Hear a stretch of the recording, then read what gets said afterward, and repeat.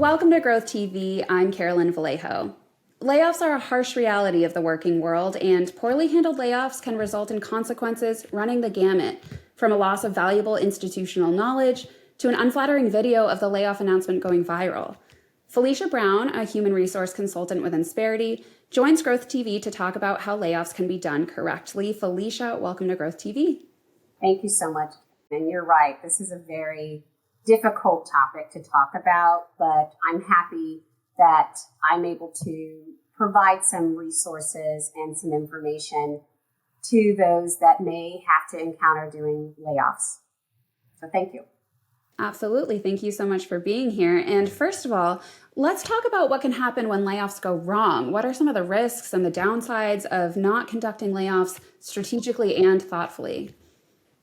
Well, first off, it definitely can impact morale and productivity with remaining employees. You know, those employees that are left behind have to pick up the brunt of the work. And definitely they may have some personal feelings and emotions around that. It also comes about if you're doing additional cuts that maybe are deeper than what is necessary. And if by doing so, you may end up needing to then have people that are currently enrolled doing more of the work, right? Which then can cause them to be burned out.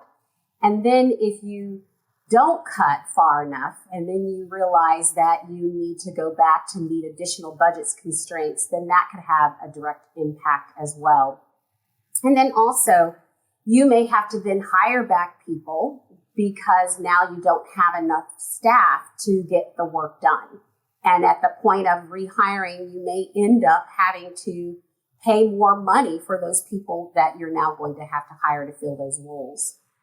And then from a public outward looking perspective, you also can damage the reputation of a company. And that can be conveyed based on how you actually provide the layoffs and conduct the communication. There can be a negative impact in just overall engagement and retention of the people that remain. They may feel like there's instability of the company. What's their future? What's the potential outcome of their potential career growth? Because there is this now resentment towards the company having laid off these people, and they become disengaged. Absolutely. So clearly the layoff process affects much more than just the person being laid off, actually. So what does it look like when a company does layoffs properly? Yeah.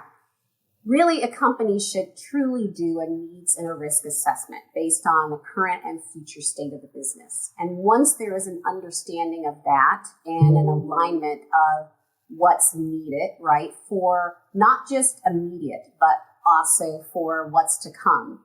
Also, there's this idea of last in, first out. So people that were hired just recently should be the first ones that should be looking at to be let go. And it's kind of more of a seniority-based selection. And then it may be because you've decided as an organization, you're going to eliminate all your part-time employees. So that group would be based on status that you would eliminate those individuals. And then there's a possibility of skill-based. So now your business is taking a different direction, and maybe you don't need those particular jobs based on the skills that they do. So those individuals doing that particular skill would be eliminated. And then lastly, maybe it'd be based on bona fide job eliminations. You just don't need that job anymore. Or maybe you had a contract with a particular company and now that contract's being eliminated. So you don't need those people doing that job function. But it's important that to not discriminate intentionally against any protected class group or discriminate inadvertently against a group of people in a protected class. And then there's also the idea of ensuring that you have specific documentation that supports your reason for the termination, for the layoff, so that if ever challenged, you have that information that supports the why. Absolutely. Now let's talk a little bit about the human impact of all of this. I know you just emphasized at a couple points in our conversation already how the layoff process impacts so much within the entire organization. So in the aftermath of a layoff, what advice do you have for leaders who want to retain and even inspire their remaining employees? Yeah, that's truly important. It comes right down to communication, and I always say communicate, communicate, communicate, and having a really good communication strategy.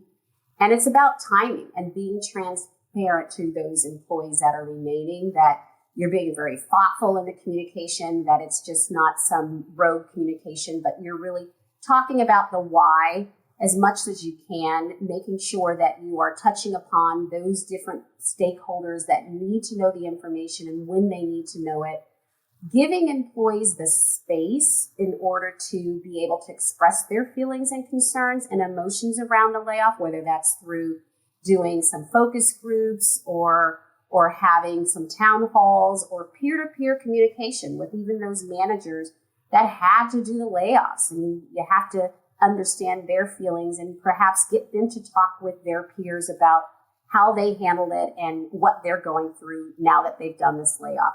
These people have worked with some of these individuals that they have to lay off for a number of years. So we've got to be very thoughtful in how we interact with those that remain and their feelings. And then lastly, making sure that there is regular communication, not just the annual or the biannual communication with the people. Now it's more important than ever that they hear what's happening with the company, what is the state and future of the organization, and their role that they have to play in the company going forward. And then making sure that you're being very purposeful in how you are coming up with a retention strategy for those people that are top performers. Because those employees will be thinking, well, gosh, now there's not all these other positions. Where does that leave me? But having some kind of plan in place in order to help create some additional development and training for those people are also important. This is such wonderful advice and a really important topic to discuss that a lot of people don't want to talk about. It's a touchy subject, but nonetheless so crucial for business leaders to know about. So Felicia, thank you so much for sharing your insights. Thank you. I really appreciate it.